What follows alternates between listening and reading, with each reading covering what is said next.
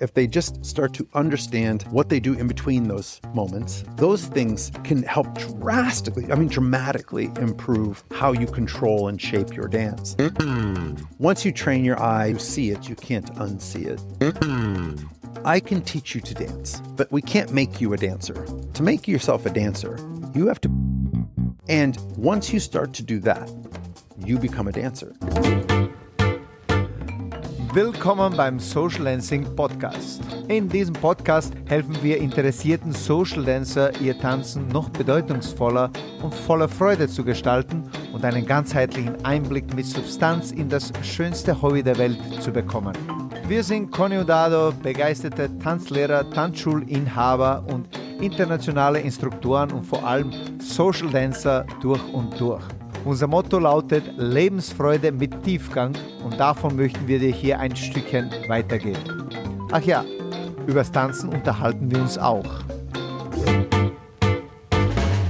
This episode has a very special personal meaning to me because today I have a podcast guest who is not only a dance legend, although that alone would be enough. He has also been my dance mentor for a few years now, and even more importantly, a very dear friend. I don't know anyone who possesses more comprehensive, profound, and deep knowledge about dance than he does. Of course, I'm talking about Robert Royston. Get this, he's a champion in 11 different dance styles, a West Coast Swing Hall of Fame member, a 7-time US Open champion, a successful Broadway and film choreographer. Among others, he choreographed, for example, for Tailor Swift.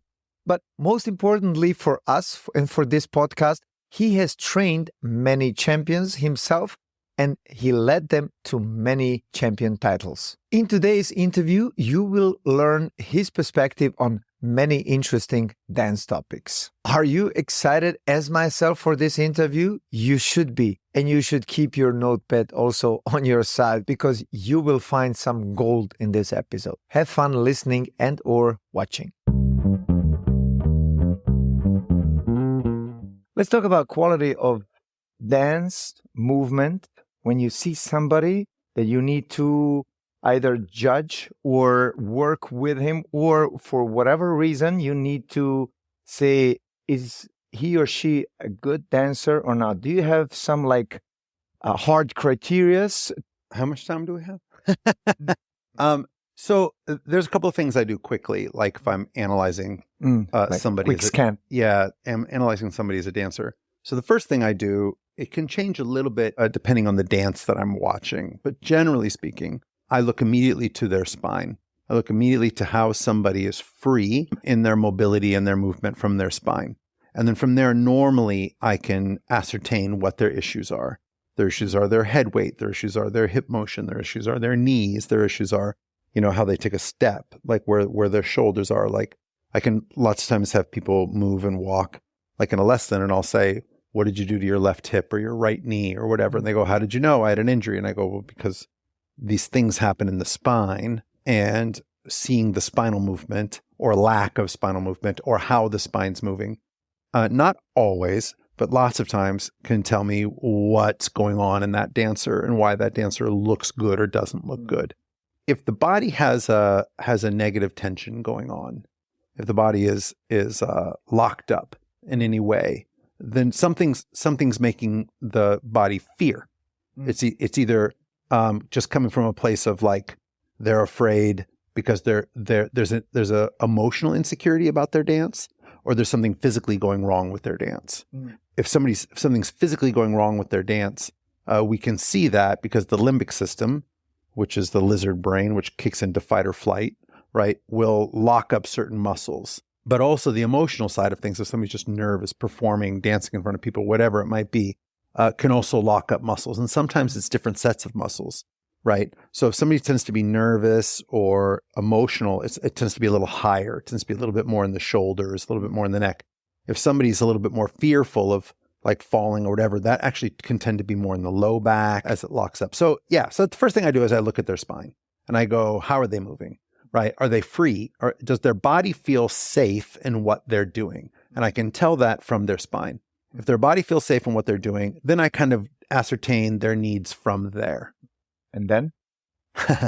well, then it's really about, I have them move, and then I find out, what they understand or don't understand about movement. And I can, either by talking to them or if I'm watching them dance. So I might go, well, God, that person has a really, really loose spine, but they're not muscularly connected, right? So then it can tend to be a little too loose, right? It can tend to be like, are their parts talking to each other?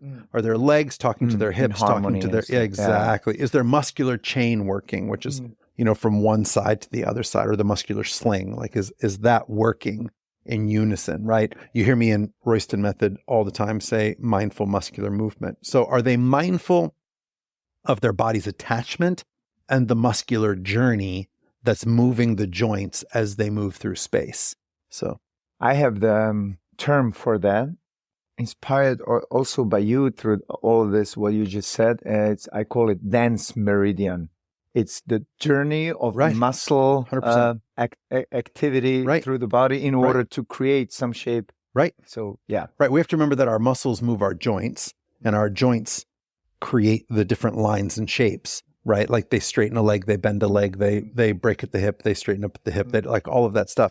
And so the journey of how the muscles move our joints to create our shapes should all feel very purposeful and attached. You know what I mean? And once you train your eye to see it, you can't unsee it. And what is the most common thing, what you see that people should kind of, let's say, correct or be aware of in, like, probably on professional level would be something different than on hobby level.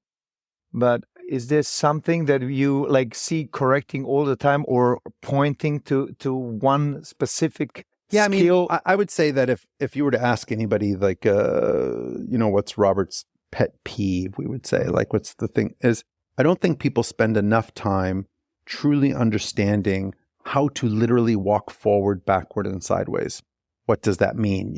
At the Institute for Human Machine Cognition, when I worked there, one of the scientists there said, walking is really about how I control my center of mass velocity, which sounds like a big heady, like, how do I control my center of gravity as it moves from one foot to the next, right? How am I controlling We would that? say weight change.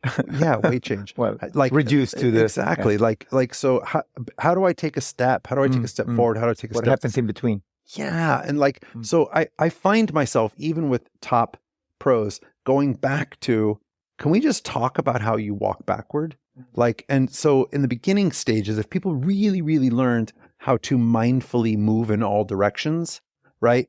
And then understanding, things like percentage of weight to the strike of a beat. So when I strike a beat, how much weight is there? You know what I mean? Like if they just start to understand how their body moves forward, side, and back, what they do in between those moments, and then the percentage of weight that exists in each one of those moments, right, to the foot that you're going, those things can help dramatically improve how you control and shape your dance. So the management of the weight in between, like people don't mindfully learn how to just manage their body forward, back, and side before they start getting into steps. And if I can't perfectly manage my weight in all directions, how am I going to ever communicate to somebody else as a leader, as a follower, what I want from that situation? So that's a big pet peeve of mine. And then secondarily, understanding that, so the floor is usable to me. The floor is usable to me because of resistance, right? Because of gravity and friction. So the earth pulls me down, I push myself up, so I'm resisting gravity. That's how I move my body, right? That's how I push myself on this planet, right? If I was up in space and my legs hit a piece of wood, it's not really usable to me because there's no gravity keeping me to it, right? But here on Earth, because gravity is constant, the floor is usable to me. So, but then we have this plane of connection between the two of us once we're touching. And that's only usable to me if we understand resistance and we understand what it means to create opposition within connection. The gravity's constant. We don't control gravity. But connection between me and my partner, where we're touching, the amount of tension within our connection, that's a controllable for me and a controllable for my partner. So we can tend to do that wrong, right? And so from an amateur level, they got to learn how to walk, right? From a pro level, not only do you have to learn how to walk, but you have to learn how to create that sense of a usable plane, a usable surface. Just like the ground is usable to me, I have to create a usable surface between our connection. And I feel like that's mismanaged, and that pros don't take the time to understand how to create a usable platform between the two of us. Right. One of the things, the thing that I learned, or more, I would say, were pointed in this direction by you because of your teaching, is what you just said, usage of the floor. And now I cannot unsee it. And I'm really trying to find exceptions of that rule, and I still cannot. And I'm challenging everybody, all my colleagues, when we talk, well, find me a move where you don't need the floor to do it properly. It works without the usage of the floor. It works without the push, but it doesn't feel as good as when you do it mindfully from the floor, where I just did this dance meridian happens. What I call I was working with a couple, and we were talking about moving from the upper body, and I said, well, every movement you do from the upper body should come from the floor.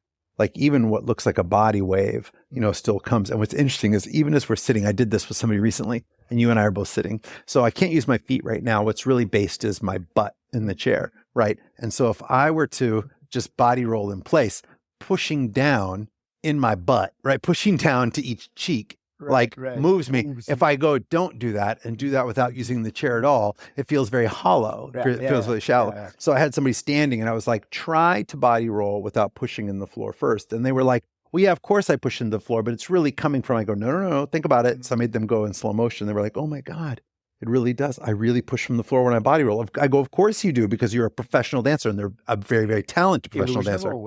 The illusion of always. You don't even know using the floor, but maybe you use the floor from birth, right? Yeah, gravity exists in your body constantly, 24 hours a day, 7 days a week, your entire life. Unless you're an astronaut, gravity exists, right, in your life. So you don't even realize how much you push on the floor to do any movement that you do, right? So when people are like, oh, it comes from your chest, it comes from your shoulders. No, it doesn't. It comes from the floor. Right? That's where it comes from. Yes, it radiates up through the body. And yes, visually, I might see it in the chest, and I might see it in the head, and I might see it in the shoulder. If I told you to stand there and do everything in your power not to use your feet, and then wave and move your body, you would look bad. It would look bad. Right. The first thing what you said is the spine freeness, if you can call it like this. Right.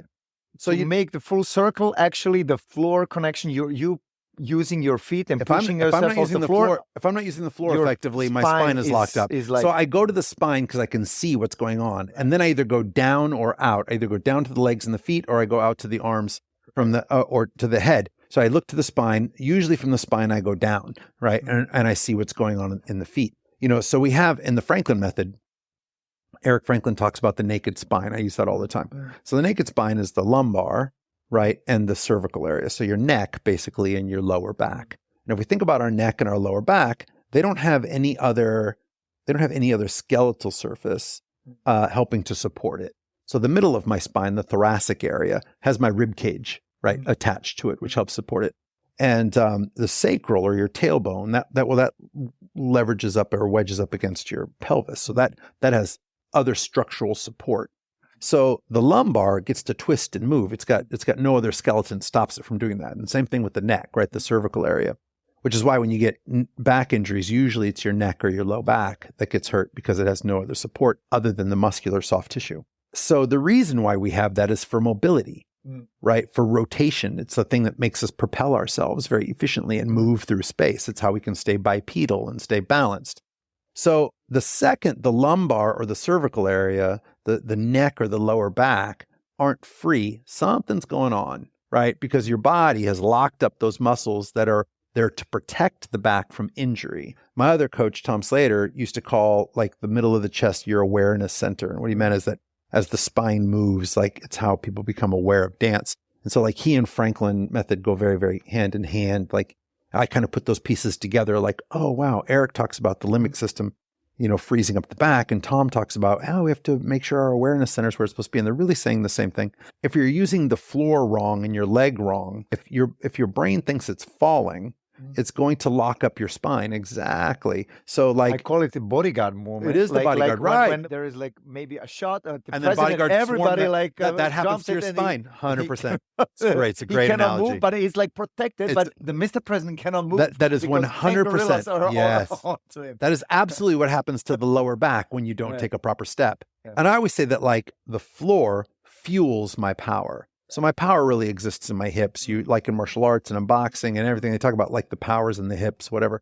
So, but the power in my hips is fueled power provided from the floor. So as I push up from the floor into the hips, that's what provides me with power and provides my power with fuel, I should say. So the gas that drives the power that lives in my hips really comes from the floor, and people just don't use it effectively. They don't when they don't know to, and then they've been taught wrong, Right. And there is this everyday movement where we're using the floor passively most of the time and falling with our head forward and then using the feet instead of the other way around because it's more effective, but still and efficient, but not efficient if you need power and control and moving the other person. And we tend to think that dancing is exactly like walking, but we don't walk the way we would dance. Of course. Right. But we dance teachers, we do say it. It's normal. It's like walking, but it's...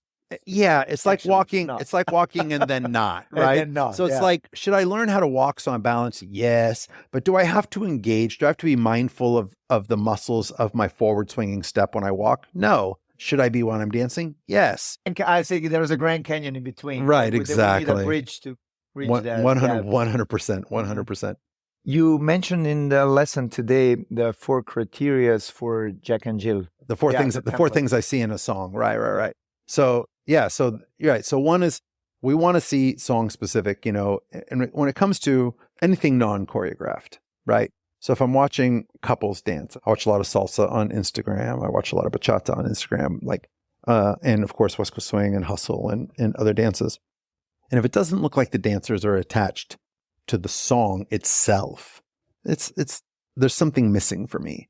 Now, you can dance to the metronome, the kind of set rhythm, but there's things that not all music sounds exactly the same. If I play 4 salsa songs for you, or 4 bachata songs, or 4 West Coast Swing songs, right, there's going to be different things in each one of those songs that make those songs sound like those songs. The things that make that artist wants to put in the music that puts their stamp on that song. So I want to see that in your body. So I call that song-specific moment. What's the thing that's specific to that song that makes that song sound like that song within whatever basic rhythm it is? So if it's a cha-cha rhythm, it's going to have that cha-cha boom, ba boom, cha-cha boom, ba boom, right? So as that's happening, okay, fine. So that's the set cha-cha rhythm. I know this is a cha-cha song. What else did Shakira or whoever, what did they layer on top of all of that makes that song sound like their song? And how can I feel and see that in your dance? Right. So that's a song specific moment.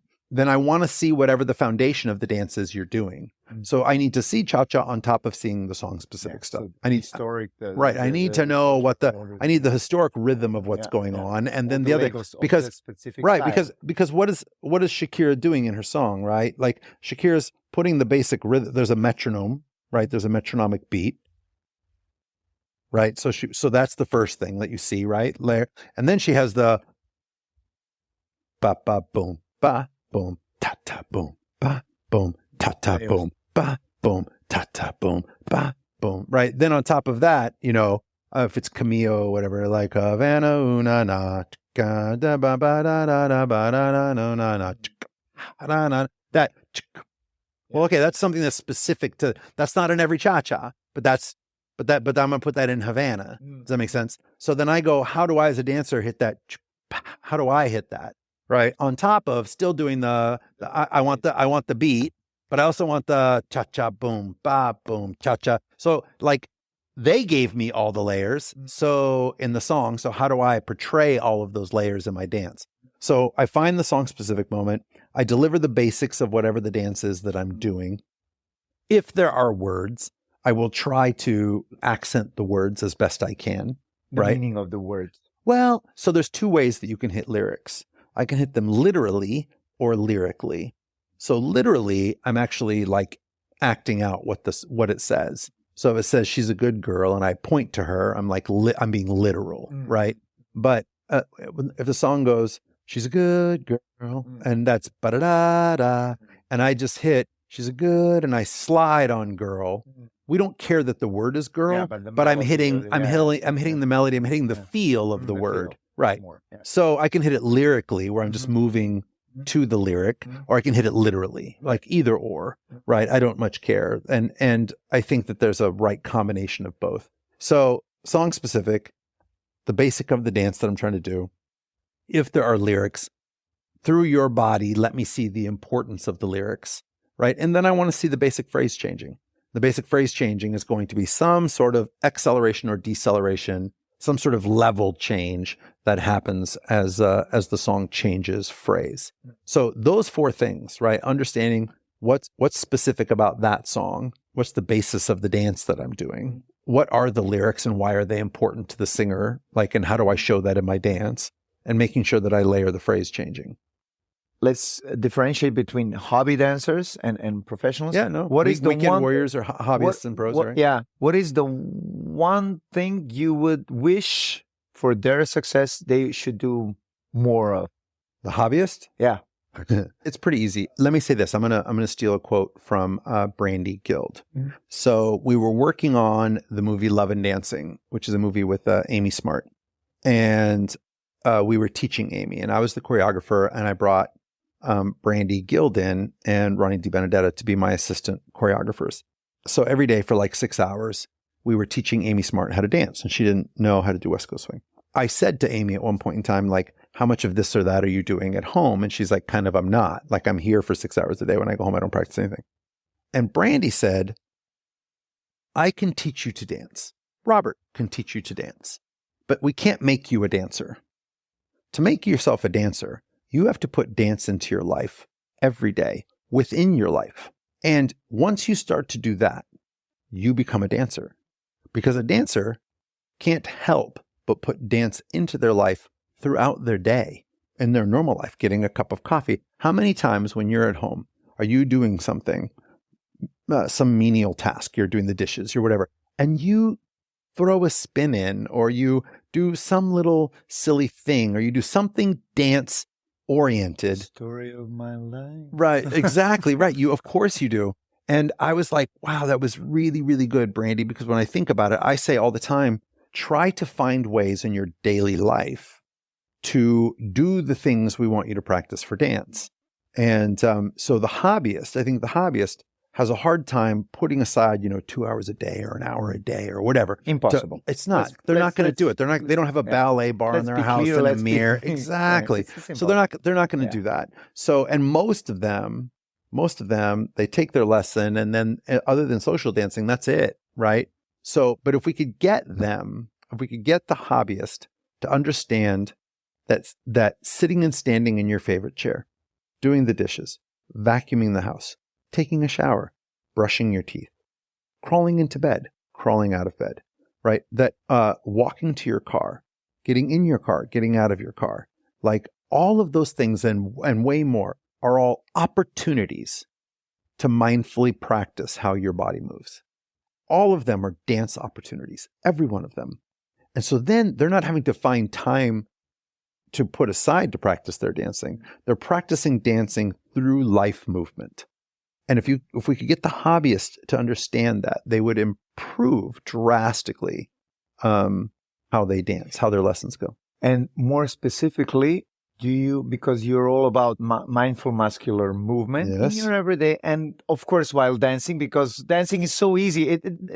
Not so many things happen while we dance. We don't need to watch about music, a partner, floor, around. The sarcasm read in the podcast. The sarcasm read here and there. Right. That's hysterical. So we do need to bring it on the dance floor and have automated it already before we started dancing. But now specifically for that, do you mean by that like the way you open the door of the car to really mindfully engage your muscles? Or you really think that you could attach some like dance movement to this to trigger some micro drills, right? As so I call them. to where your neighbors are like, what were you doing with your car door? Like, just, like open door, then you did a spin, and you did a pirouette, right? Exactly. Why? You did a little jeté into your SUV. Or you more think so the way you use your muscles. Right. So I think when I say that they're all dance opportunities and dance practice opportunities, whether it's a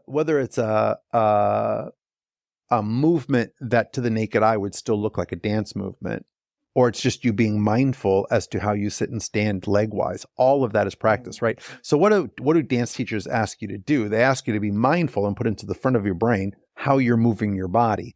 If you're not used to mindfully controlling your body, like controlling how your body moves, when people say that person's not coordinated, most of the time people who aren't coordinated have never done anything in their life where they had to mentally think about an adjustment to normal life, right? They know how to walk, they know how to sit, they know how to stand, but they've never had to learn a skill other than what they're wired to do. So we're born wired to walk, we're born wired to stand, we're born wired to do those things. But at a very young age, if you learned football, baseball, basketball, name it, dance, martial arts, like the list goes on and on of any sort of movement modality. So if at a very young age you learned anything like that, or you were even outside playing a lot and you were just in playgrounds playing dodgeball or any of those things where you had to learn a movement skill outside of walking, sitting, standing, sleeping, laying down, like the things that we're kind of built to do. So if you've never had to do that before, to start to do that as an adult is very difficult. Right? So if you took some of the things that are the illusion of always, like walking, and then you mindfully put your brain into going, how do I control my walk? And do I have the ability to alter my walk while I'm doing it? Can I speed it up? Can I slow it down?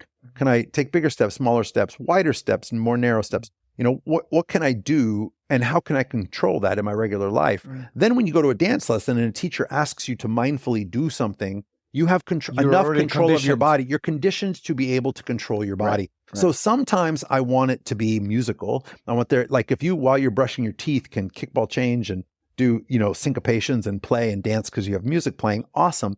When you're getting in and out of your car, I just want you to be mindful about, I lift my leg from my hip and my knee as my foot goes out. When I put my foot outside of the door, my heel hits first, or I'm flat-footed first, or wow, I didn't realize that I strike the ball of my foot whatever that is, that you're mindfully moving and you go like, oh, that's interesting. Tomorrow I'm going to try to do this instead and alter that.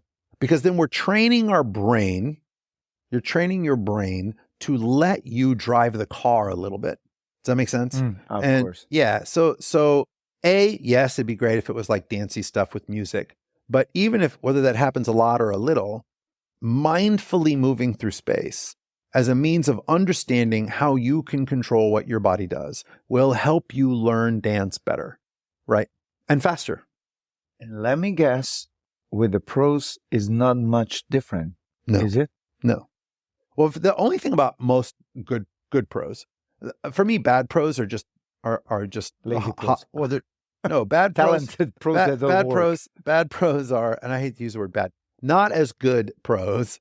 Are usually just glorified hobbyists to me, right? So they're missing the same exact thing the hobbyists are missing.